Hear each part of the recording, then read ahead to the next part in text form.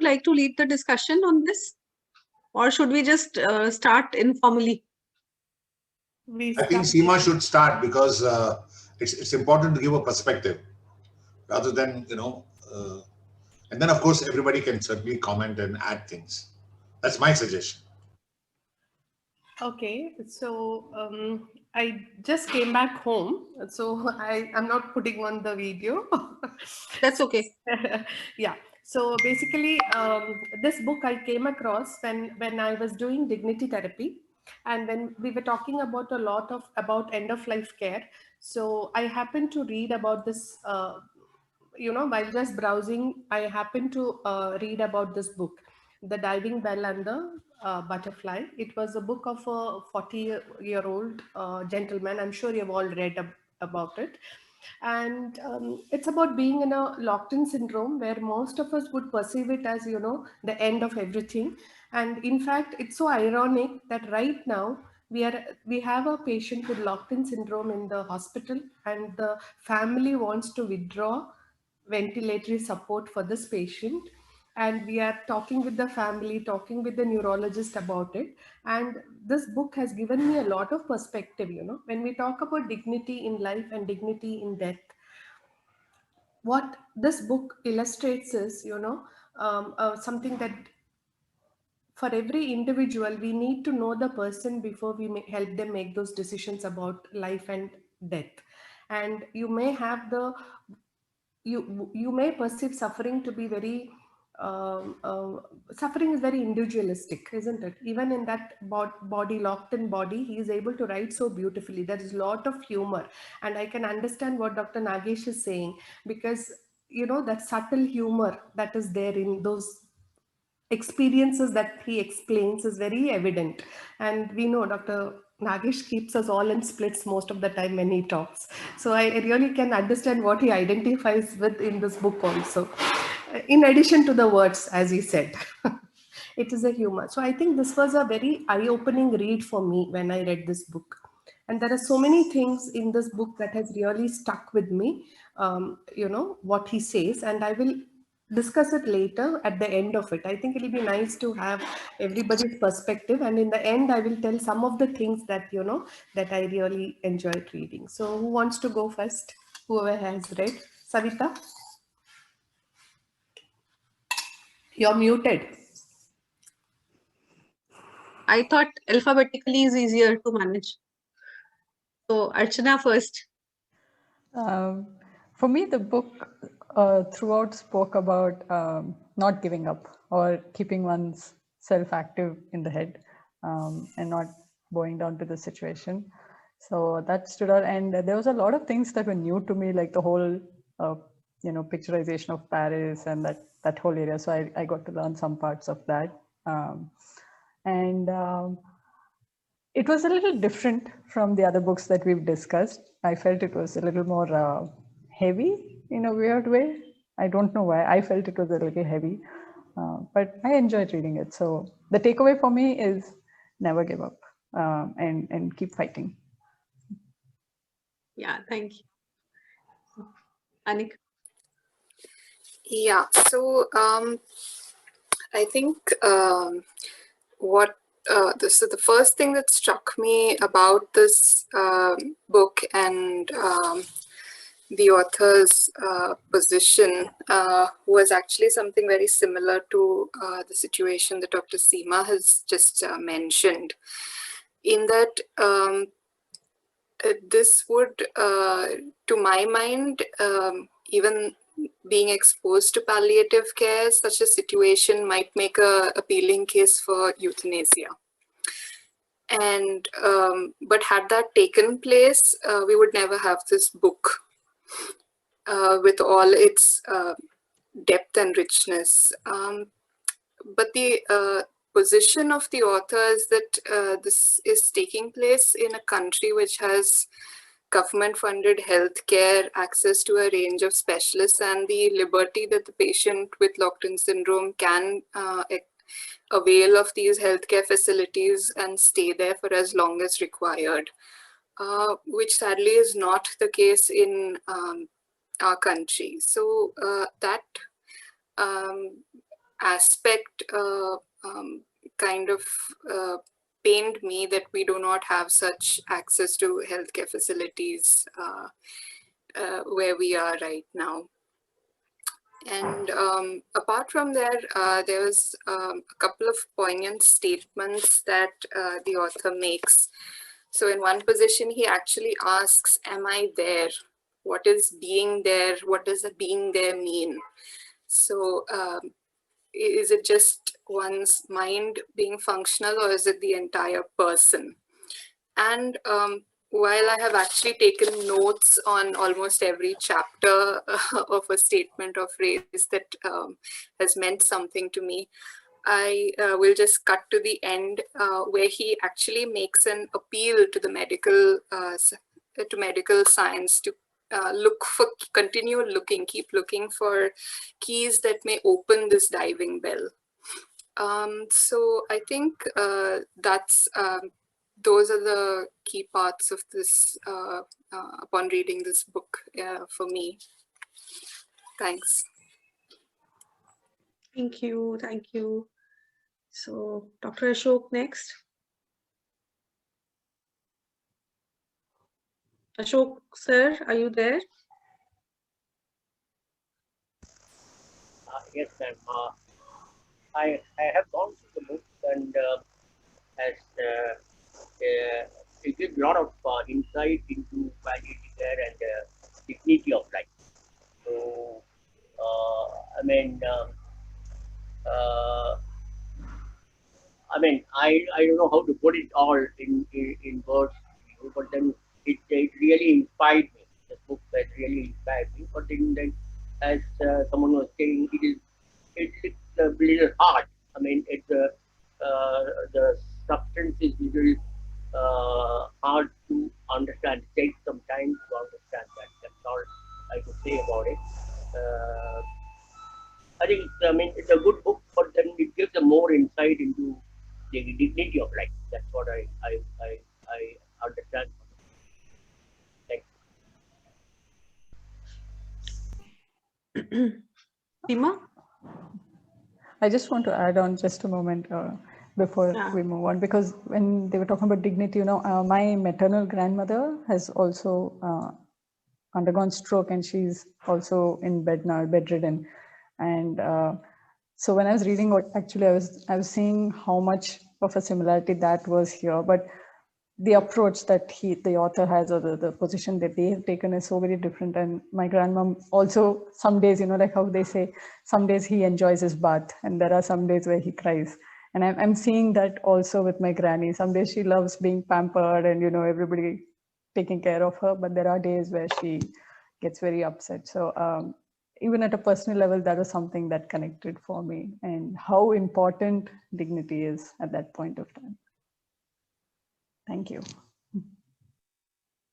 Thank you. Seema, are you there? Yes. Okay. So are you taking on, please? You want me to talk about it? Yeah. So in fact, there's so much that when I went through chapter by chapter, there was so much that sort of, that makes you reflect. One is the attitude he had about, that never say die attitude, like, despite being in that situation, that is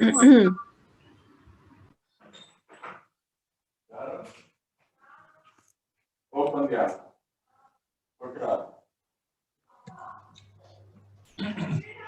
Seema, you're muted.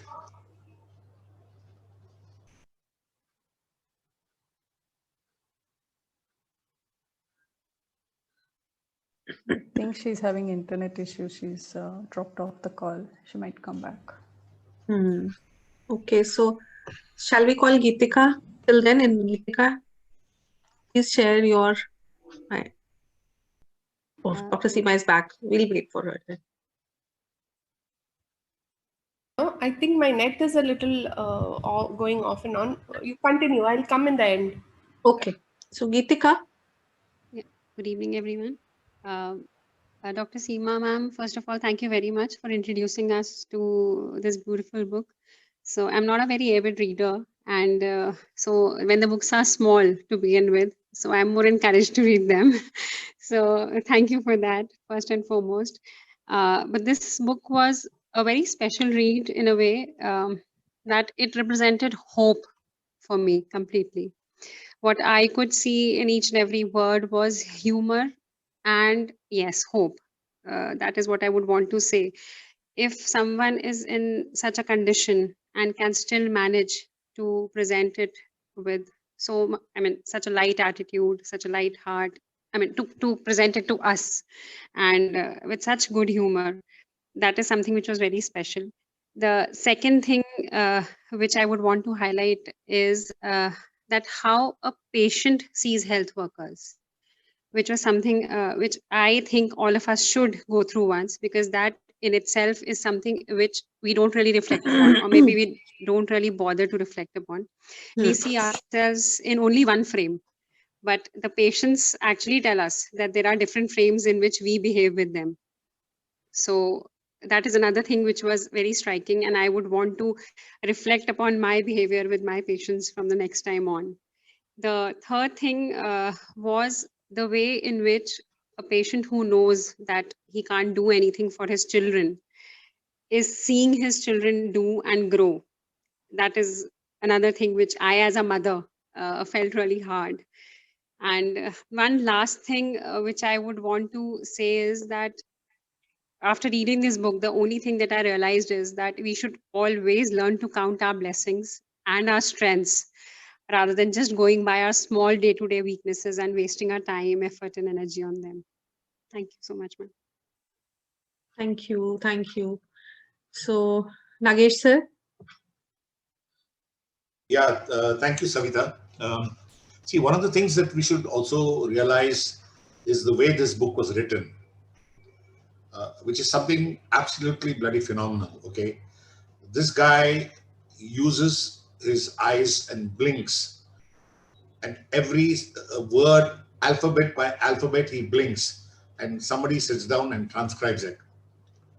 That is, I mean, it's great to write something when you're, you're devastated, you're sick, and like everybody else said, the positivity, etc. But this is something, so in a way, I felt kind of frightened, because I said, if I were in such a situation, it's frightening to be kind of locked in. Okay, and the fact that he, of course, it was written in French and translated into English. The second thing is, I just love the guy's humor. Okay, I've been in a similar situation. Of course, I was not locked in, okay, or that sort of thing. But to be having humor in that sort of a situation, sometimes is the only thing that you can do, because nothing is under your control other than the way you react to it. Okay, so I think it's an awesome book, and it's very inspiring. I must tell you that when I was very sick, and in fact, I suggested Light from Many Lamps, and I gave the background at that time. One of my very dear friends, who, somebody threw acid in his face, and he's blind, but he is, a microbiologist. Of course, now he is involved in the hospital group in some other areas, and when I see him looking at things so very humorously, I know that behind that there's an enormous amount of pathos and sadness, which he is not shown, and it is so damn inspiring. So when people grumble about all kinds of things, oh, this, oh, that, sometimes I feel, that we should have copies of books like this, okay? And of course, a guy like me who is known to be aggressive and rude or whatever, I'd give one tight slap to that person on the face and say, idiot, read this book and come back to me after 1 week. And I can bet that he will come falling at his feet and saying, I didn't realize, how many things that the universe has given me. And I've read this book before a couple of times, and honestly, I felt a little depressed or a little low reading that, in the sense that just thinking about what all that he went through, and how he came out of it, and very honestly, I feel that thank God that that the universe just took him away.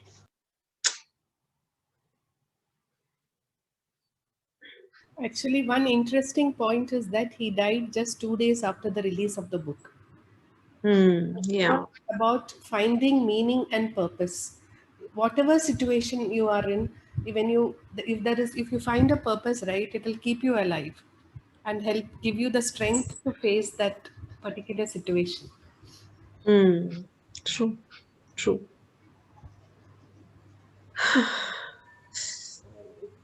Yeah. Yes. So Thandi I bari think- aahein. Pardon? Thandi bari aahein. That's what I also Yes. feel. Yeah. No, I was actually looking to see that it's my turn next, and I sighed to think that how much this book has personally taught me about gratitude and how we take things for granted.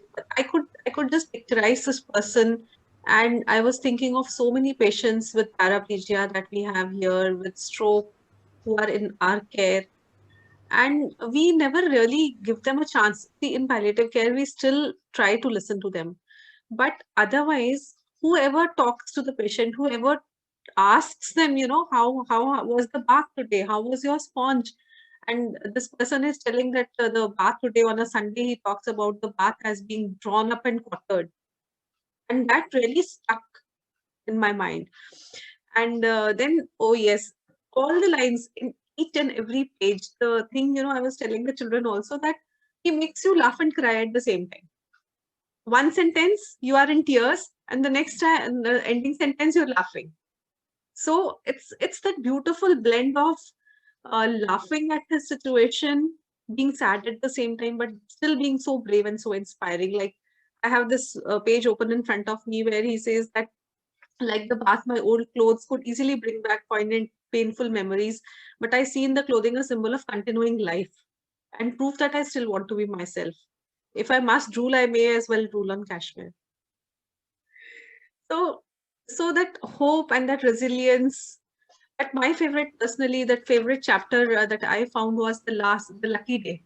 You remember where he's, talking about the alarm going on, and then the sweat ungluing his eyelid, which was stuck together, and the lashes tickling his pupil unbearably. And then there's this song playing in his mind, "Don't you fret, baby, it'll be all right." And then there's a TV commercial with the personal computer spelling out, "Were you born lucky?" So that humor and sarcasm and everything goes on at the same time. But in the end, again, in the last chapter is again about hope, as Archana said, that does the cosmos contain the keys for opening up my diving bell? We must keep looking. Even at the end, that hope, the book ends on a note of hope. And I really, really cannot imagine how he must have sat through, how much energy, how much time, how much patience it must have taken for him to dictate and for this girl to write book. Phenomenal and so inspiring. And really, we learn, I think I personally learned a lot about not only resilience, but also about gratitude from this. We really grumble about things and how much, I have been trying to be more aware. As Seema tells us to be mindful of things. For the last 2 days, I have been eating and I've been tasting things with my mind there. How does the curd taste? How does the chaat taste? How does the tea taste? And how do I feel when I'm bathing? So I've been closing my eyes and trying to feel each and every mug of water trickling over me. Just after I read this book about his bath and are taking things for granted. So for me, it's one of the most inspiring things I've read. So thank you, Seema and Nagesh sir, for suggesting this book. I also think about the whiskey when I drink, and think, what is it? Yes, in the bath. Be a little more spiritual. No, this book really reminded me of you, sir. Yes. Or, the words that you put in sometimes during regular talk that makes everybody laugh. that humor, that subtle humor that is there throughout.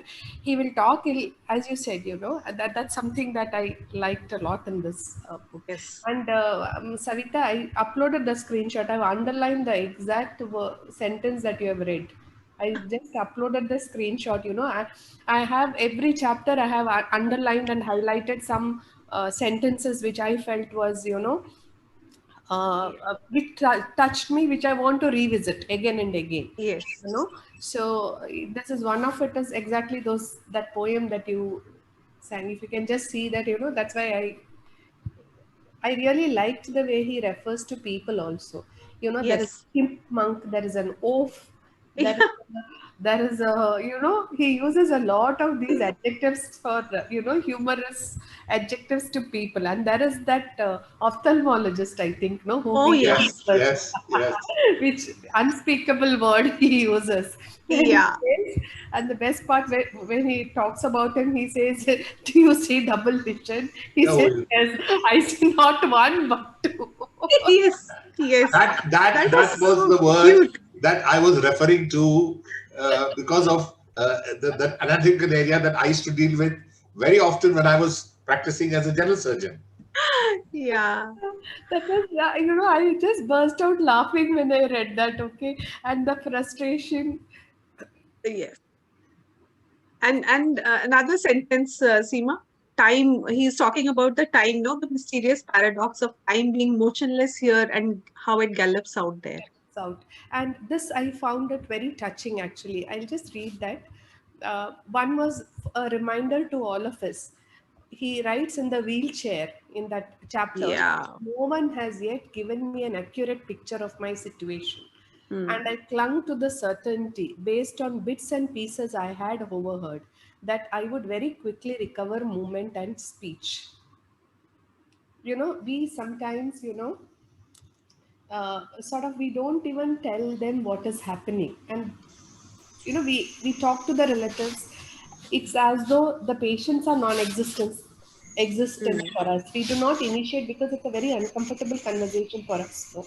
But imagine somebody lying there, not Yeah. knowing what to expect and what is happening, not being able to communicate. Yes. And the other thing, what in the same chapter, um, um, the occupational therapist tells him, "You can handle the wheelchair." Yeah. Okay. And with a smile intended to make the remark sound like good news. Whereas to my ears, it had the ring of a life sentence. In one flash, I saw the frightening truth. It was as blinding as an atomic explosion and keener than a guillotine blade. So, something very small for us. Of course, you can handle a wheelchair. He can sit in a wheelchair, which indicates for the patient that he may not be able to walk again. We never ponder on the implications of some of the sentences or words that we use that has on the patient. So, and we assume a lot of things, we assume that they will be happy losing their hair when they, I mean, but their life, we are doing something to save their lives without understanding individualistic each person's suffering is. A simple example, we had a 17-year-old boy who has this osteogenesis imperfecta. He comes with multiple fractures, pathological fractures all the time. This time he had a fall and he fractured the cervical spine.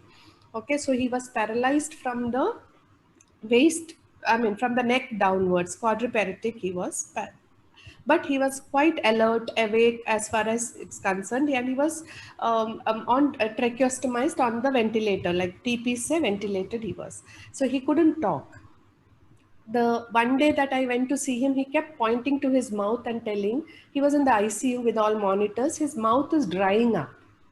He kept pointing and saying it's drying up, mouth is drying up. So I told the sister, the least you can do is, wet the sponge and, just wet the mouth so that he's not uncomfortable. So next day when I went for rounds, anybody goes near him, his eyes are closed, it looks as though he's sleeping. So we assumed that he's sleeping and moved away from his bed. And I was talking to the critical care physician when suddenly I hear that sort of a noise, coming in.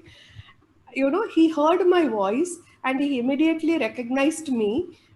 Any other doctor going, he had closed his eyes. Whenever somebody goes near his bed, he closes his eyes because doesn't want to communicate. The minute he heard my voice, I moved away thinking he's sleeping and started talking. He heard my voice, he made this noise, and I'm thinking it's a bird.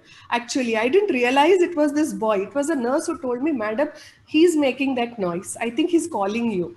I went and asked him, what is it he want? He showed with his hands. He communicated cricket with the silent. The voice wouldn't come, but he said cricket. He wanted to watch, some match was going on, and he wanted to watch cricket.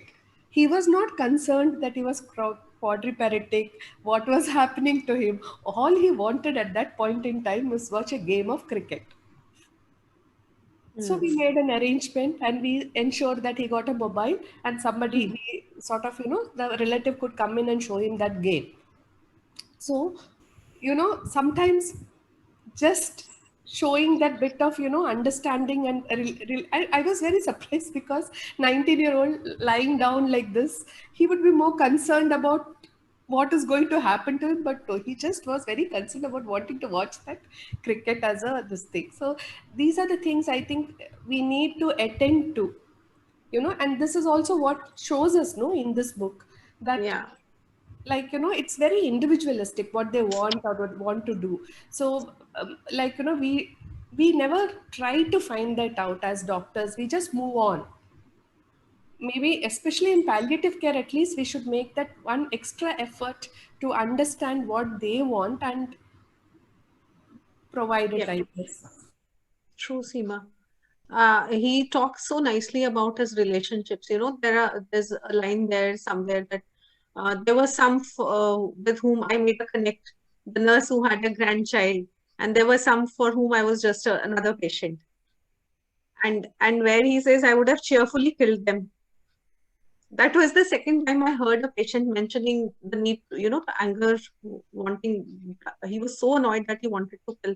I had a patient when I was in Delhi who was undergoing chemotherapy at AIMS, a young boy, and he came back so angry with his medical oncologist because he had just been told very rudely in the corridor that there's nothing more we can do. And he was just left with this huge knowledge and nobody to support him. And he said, I wanted to ask the doctor, what am I going to do with my life? I'm only 28 years old. And the doctor said, I don't have time. He said, I had a gun, he was this BSF constable, had he had my gun, ma'am, at that time, I would have killed him. I was so angry, he was not talking to me. And he's a big doctor only because I'm his patient. Which is very true. हम patient जाते हैं उनके पास, इसीलिए तो वो बड़े doctor हैं. True, absolutely, yes. Right?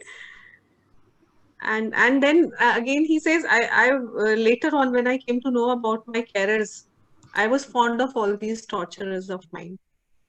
So again, that humor of people torturing him and still he develops this relationship with them. It's a beautiful book.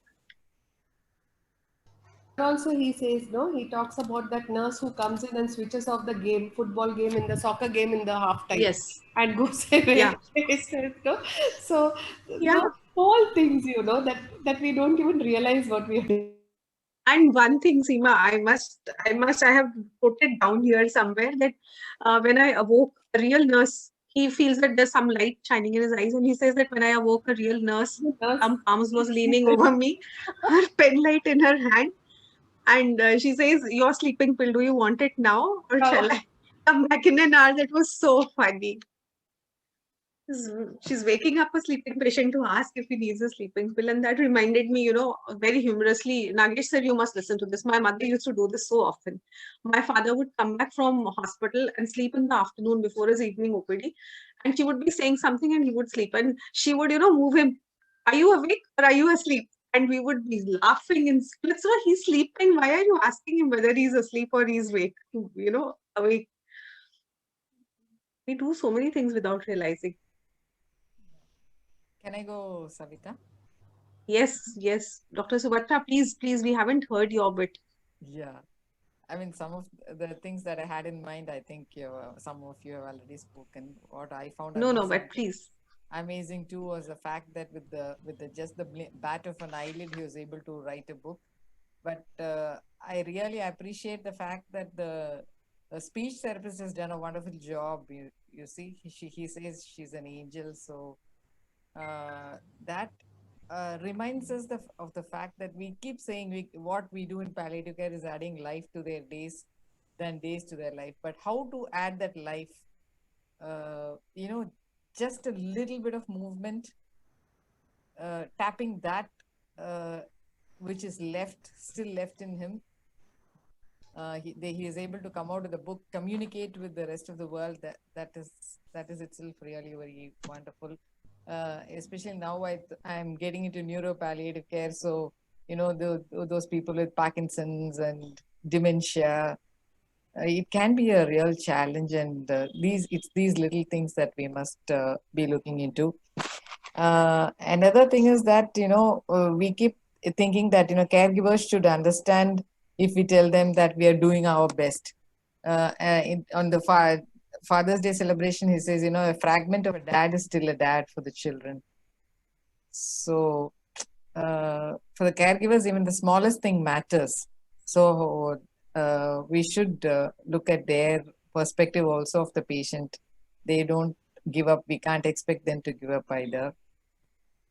And initially, for last month when I started reading the book, I think I went halfway through and then I found it too heavy. But when I started reading it now, I started looking at the humor of it and how much we can really add life to their the lives of patients. And these points that you said, like the nurse switching off the halfway through the football game and all the, I mean, when I underwent surgery, I realized that, they keep waking me up for taking the pressure and doing this and doing that and all the little things. I thought, my God, leave me alone.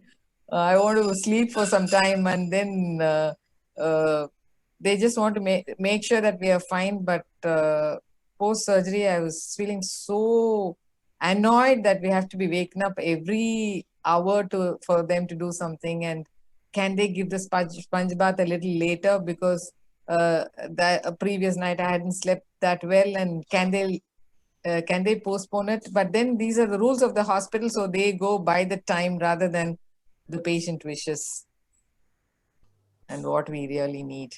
That's what I thought. Yeah, and Dr. Subhatra, you must excuse me. I'm very sorry. I was on the mobile and I could not see your name on the screen, so I missed inviting you. I'm No, sorry. that's okay. No problem at all. I thought you were coming by the order, no? So I just thought I'll speak up. Yeah, but yes, these things are so important, and they really bring home the fact that we need to ask and we need to find out what patients' personal requirements are and how they like their things.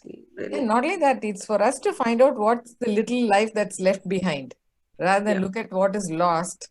Yes. What is left? So how can we bring out the best of what is left? Yeah. I think, yeah, that is a very important message. I think that it is, we have to see what is there, not what is not there, and help them, live with that. And one more thing, what was very interesting is what the sentence that he says, but to keep my mind sharp, to avoid descending into resigned indifference, I maintain a level of resentment and anger. Neither too much nor too little, just as a pressure cooker has a safety valve to keep it from exploding. So, one important thing that we need to understand, not all resentment and anger in the patient is bad. Sometimes it can be very protective. Anger can serve as a very protective function against disintegration of yourself when you are faced with, so just like denial, anger also can have a very protective function, provided it is, just to let off a little bit of a steam, like in the pressure cooker. If we control it and keep it under cover too much, it can lead to explosion. Similarly, too much of anger also is very bad. So the way he has analyzed and he expresses it is very interesting, and that's another learning that we need to take in our practice also. And one very interesting thing was where he's talking about his fascination with the book about Charles Sograj and not looking after his girlfriend. It was really funny. That was very funny. The marital discord they have, and he thinks of even parting ways, and she scribbles across the book so that, and he writes in that. Luckily, it was on those pages that I had already finished reading that she had scribbled across. Yeah. And I also, could identify so well with that because when I'm reading a book, I don't want even to go to the bathroom for a bath. I just want to finish that book. I could totally identify with him. Everybody gets annoyed. So yes, Dr. Usha, do you have a good connection? Would you like to say something? You muted. You're muted, ma'am.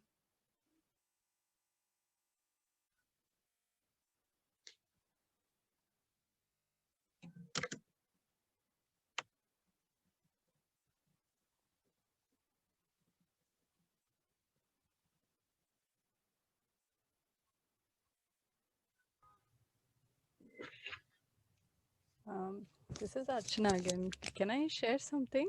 Yes, please, Archana. Ma'am, I mean, for me, this book also hit a personal nerve or a chord because I wasn't locked in, but I had like I was involved in an accident, and there was like a month and a half that I was completely bedridden and I couldn't move, left or right. So, talking about gratitude, like simple things like having a sip of water or just waiting for someone to come and talk to you, or like the channel change, those are things that kind of took me back to where I was. And it, like you rightly said, ever since for me that episode happened, I'm so very grateful for even the smallest of things in life, a bed to sleep on, or having food when you want, or being able to go to the toilet by yourself. So I think that was also brought out in a very nice way, but not in a very morbid way. uh, so I think that also is something we should always appreciate in life generally. And how much small gestures can mean. Seema, when I had my first delivery, it ended up with complications which were not expected. So, two things that I distinctly remember were that I was in severe pain, and I asked for an analgesic, and the nurse came and told me I cannot give you anything till the doctor comes, and the doctor didn't turn up for 2 hours. I was in pain bad enough to faint. And second thing I remember is that when I was actually on the labor table, there was this lady, some ayah who was there as a help, and she offered me a sip of water when I was having dry mouth and I was in a bad condition, and she offered me that sip. I can never forget that sip of water that I was offered. It gave me so much of relief, and I felt there's somebody here, my head, holding my head. She was just holding me like this and just encouraging me. So these two little gestures, one good and one bad, they were the thing that I remember from my labor.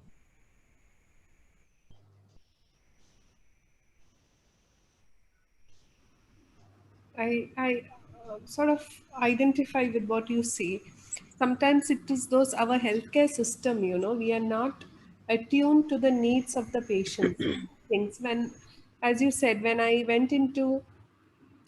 had to undergo a laparoscopic myomectomy, like, I had to undergo. So there was this period of fasting, waiting for the surgeon to come. You're wheeled into the theater, you're there waiting. And for a person who's very anxious about a procedure, that waiting can be one hell because no, you are alone, going to go for a surgery. The other staff, nobody even recognizes you, talks to you, and you wait for, you feel like running away from there at and the delay that can be excruciating. Like, when the surgeon comes in late, you're waiting and waiting. In fact, it was a hospital, my mom's hospital only, but I was ready to run away and said, no, I don't want to undergo this surgery. No, I was that, your anxiety builds up once you are inside the OT. So Hmm. these True. things, we sort of, we don't attend at all. Also patients who are recovering post-op, as when they come out of it, like they are in a corner all alone. Hmm. And Yeah. it can be a very frightening time for everybody. So I guess Yes. these things we have to keep in mind. Yeah. Can I come in for a minute, ma'am? Yes. Yes. Yeah, Kritika. like ma'am has just mentioned, in this book when he describes that his eyelid was being sutured, it was being stitched, and because he was not informed of the gravity of the procedure or the extent of the procedure to be carried out on him, he was expecting the other one also to be sutured. I mean, he was thinking that his only connection, when he says my only connection to the outside world was the other eye, and what if they suture it up? So that is the kind of anxiety I think all the patients face just because of being ignorant of what is being done. So that is another thing which I felt that we should be talking, and we should be trying to explain, and we should be trying to address the anxieties and the queries of the patient to make them feel more comfortable. No, he's put it out in a very humorous way, but then it definitely gives us a signal of the kind of anxiety that a patient faces when he's being worked on. True. Yeah. So Dr. Purvali has just joined in. Purvali is she's working Hi. in palliative care. Hi, Purvali, would you Hi. like to just introduce yourself quickly?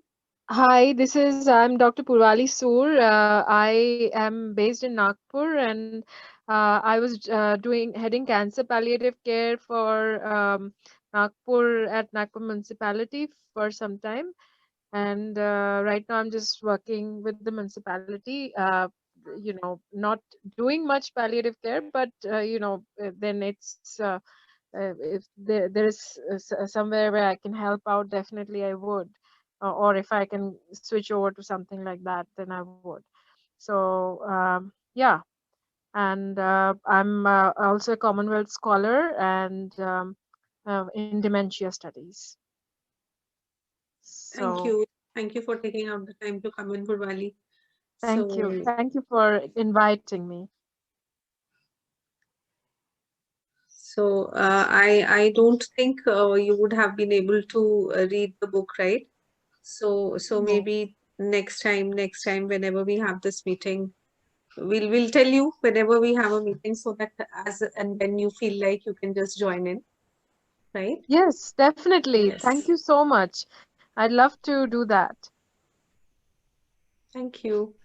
So Nagesh sir, any closing observations? Yeah, this discussion has been so rich and so nice. I feel that we need to make sure that we have many more people attending this sort of meetings. Okay, perhaps many people do not really understand, what can really come out of such discussions. So it might be a good idea if we can educate our friends, to participate in this, because uh, I feel frustrated that uh, this this discussion of people, quoting things and talking in such a profound way. I know that we are praising ourselves, right? But it's a fact. Honestly, it's a fact, and I feel very, very sad that so many people have missed out on very, very profound discussions which are important for them. You know, one, and secondly, I feel that some of these books, like the current one that we are discussing, should become part of.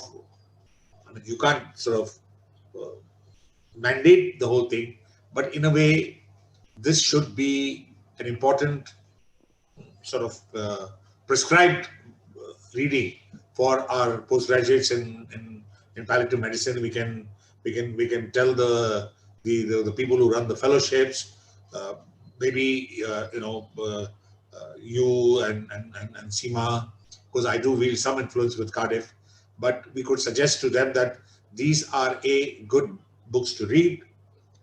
And the second thing would be that it might be a good idea for IPC to take on that.